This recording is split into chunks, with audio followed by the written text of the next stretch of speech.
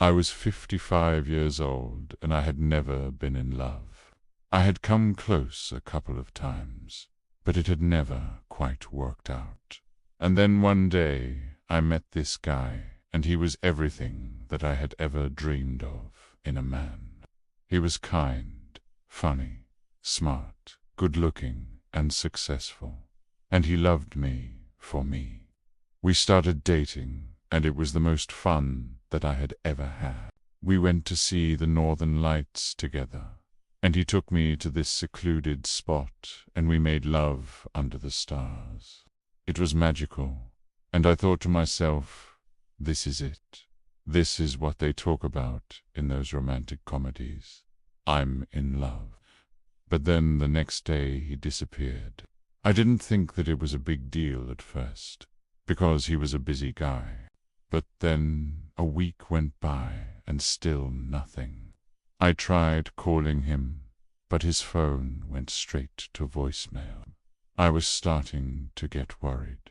Had I done something wrong? Was he seeing someone else? Had he fallen out of love with me? I was so confused. I didn't know what to do. Then one day I got a call from his sister.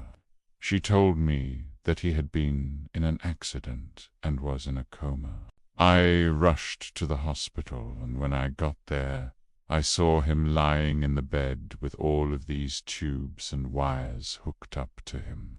It was heartbreaking. I couldn't believe that this was the same guy who had been so full of life just a week before. I stayed by his side every day, hoping that he would wake up. But after a few weeks, it became clear that he wasn't going to. I was devastated. I had fallen in love with this guy, and now he was gone. I didn't know how I was going to go on living. The worst part was that no one knew what had caused the accident. All they knew was that he had been driving home from work when it happened. I kept replaying the accident in my head over and over, trying to figure out what had happened. What if he had swerved to avoid a pothole? What if he had gotten a flat tire? What if he had just been in the wrong place at the wrong time?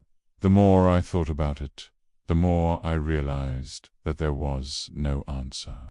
I would never know what had caused the accident.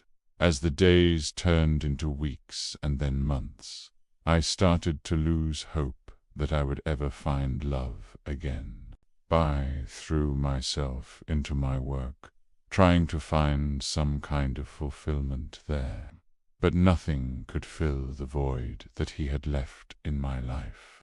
I was starting to think that I was doomed to be alone forever, when suddenly I got a call from his sister. She told me that his parents had decided to take him off life support. I rushed to the hospital, and when I got there, I was so grateful that I had come. As I sat by his bedside saying goodbye, I knew that this was the right thing to do. I had loved this man with all of my heart, and I knew that if he were awake, he would want me to let him go. After he died, I felt like a part of me had died with him. I was heartbroken all over again, but this time I knew that I had to be strong. I had to be strong for him and for his family. I stayed in touch with his family after that, and I often think about what would have been. If you had the chance to tell your loved one how you feel about them, would you? Let me know in the comments below. I'd love to hear your thoughts.